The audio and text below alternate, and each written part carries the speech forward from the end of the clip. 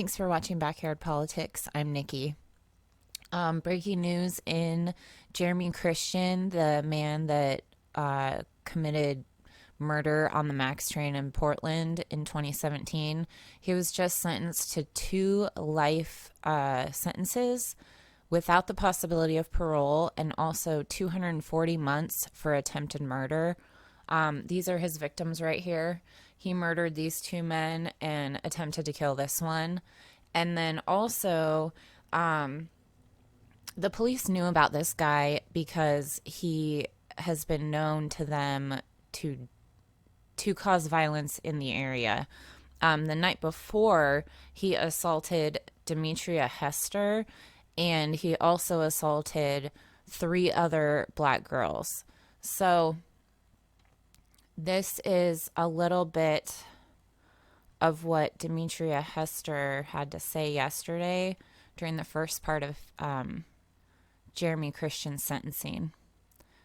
It says, "I blame the system for creating and facilitating people like Jeremy. The police captured, not killed, a racist white supremacist known to the police. Police murder us all day, every day. We will fight to dismantle this corrupt system." Then it says that he was convicted of his crimes in February, but sentencing was delayed due to the coronavirus closing the courts.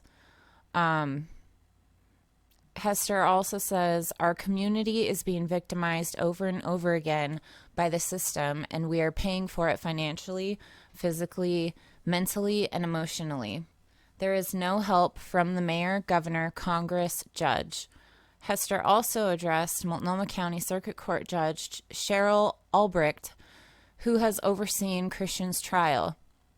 She listed examples of Albrecht allowing Christian to remain in court and make outbursts in the past, as well as scheduling Christian's trial for a later date than victims' family members and survivors had requested. All of these are examples of abuse, of absolute abuse of power, Hester said. Sorry, my dogs are barking. So this is video footage, let me find it again, of what happened in court yesterday.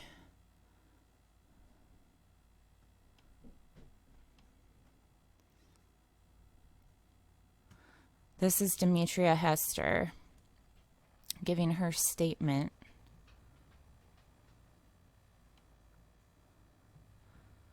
Make sure the volume's good.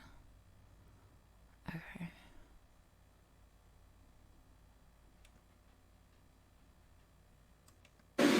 And to Mr. Jeremy Christian, your mom should have swallowed you. You are a waste of breath. And when you die and go to hell, I hope you rot. See you there, bitch. No, hey. Go back to Tennessee, too. What do I tell you? Go back to Tennessee, too. You can. We don't want you here. Bye. All your race-baiting bullshit. Bye. You ain't gonna do mayor either, bitch. You ain't gonna do mayor either, bitch. Fucking hoe. Fucking hoe. Whole city. George Ford. Are you ready? George Ford. Fuck you. I should have killed you, bitch. I should have killed you, bitch. Everybody knows you're alive. Quiet.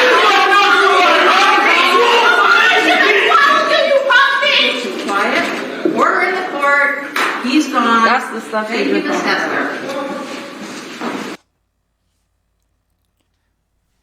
So I'm really glad that the victims had a chance to speak and address him yesterday and continuing today. That took incredible strength.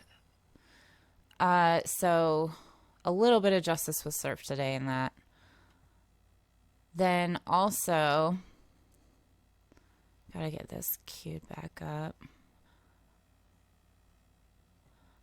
Here in Salem last night, the Salem-Keizer school board members had a meeting yesterday on Zoom, and I watched it for a little while. I watched some statements by the public and pleas to get security officers out of the schools. There was quite a bit of thankfulness going around on Facebook today for Superintendent Perry, but I would like to make everyone aware that the Latino community has been pushing to get SROs out of our schools for 3 years, and there's been nothing. So look for action, not just pretty words to make you feel good. This says hundreds of people are calling for the resignations of Salem-Keizer School Board member Paul Kyllo and Chairwoman Marty Heyen, claiming Kyllo committed a racially insensitive act in a previous board meeting and that Heyen has ties to white supremacy groups. Because online there's been activity linked to her husband and the 3%ers, I do believe it was.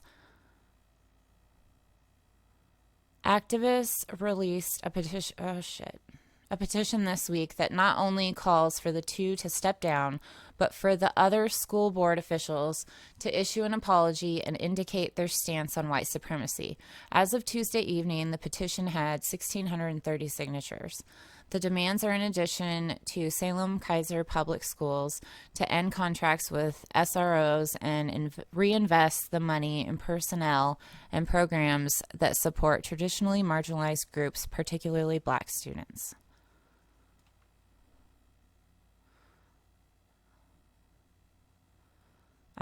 And then it said the board adopted the $1.5 billion budget for the 2020-2021 school year at Tuesday night's meeting. Members then set Friday, August 28th as their deadline to make a decision on school resource officer contracts. So we'll see where that goes. And then also, this is video of what happened with one of those school board members.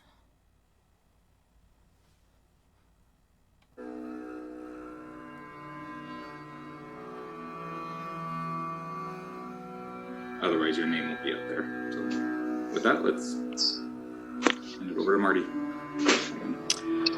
Okay, today is March 30th. Yeah, but Paul? Yes. Okay. Oh my gosh. Oh, you look good today. Oh, so that's real special. Okay. Schools, it's now called to order. This meeting is all virtual. We're all in different locations today. I am making the point that you all don't actually know if I'm sitting here. And so how would the public or anyone else ever know if they're actually at the meeting or not?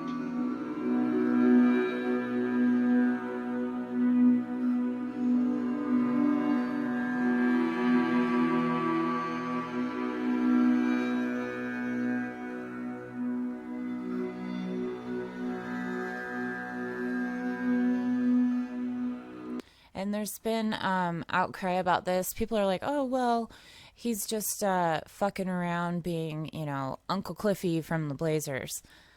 The point is the outcry comes from the Black and brown community because he is putting a Black man in a criminal spot as somebody that is infiltrating their Zoom meeting.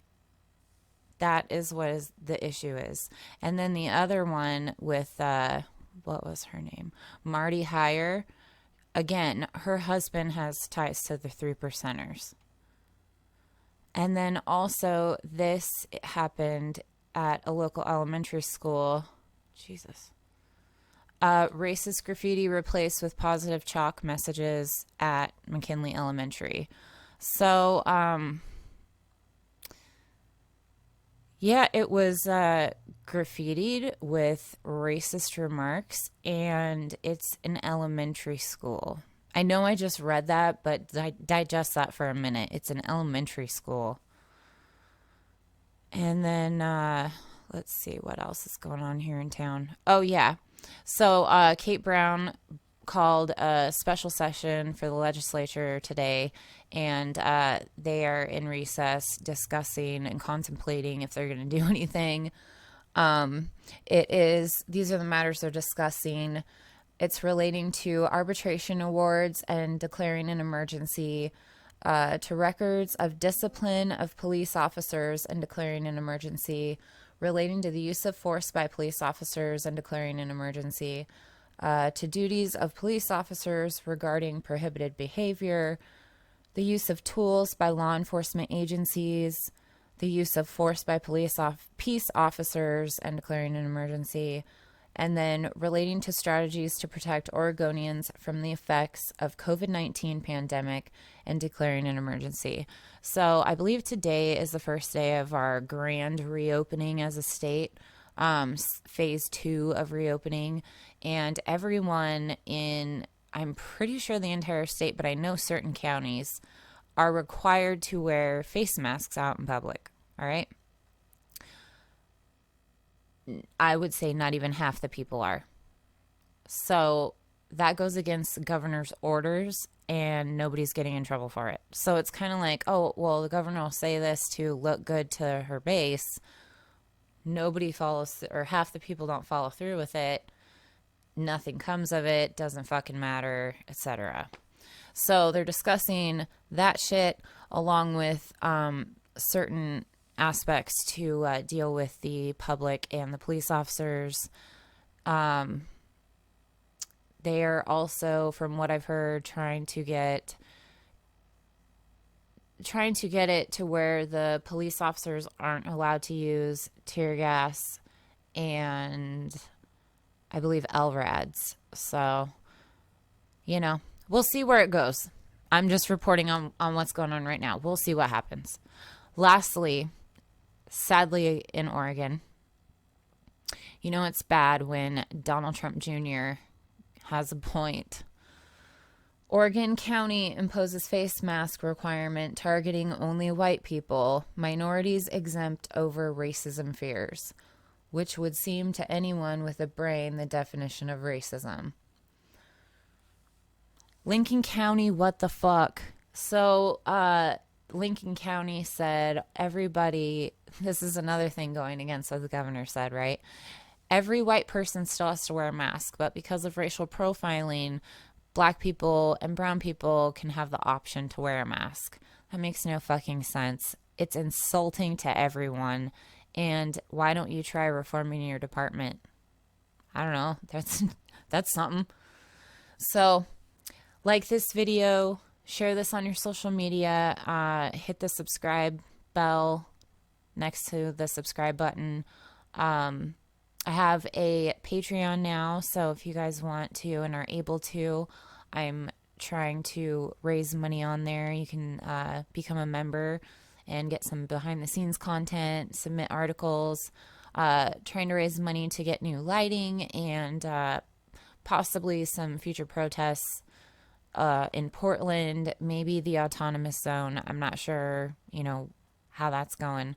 So anyway, thank you for watching. Make sure you share this, and until next time, Medicare be with you.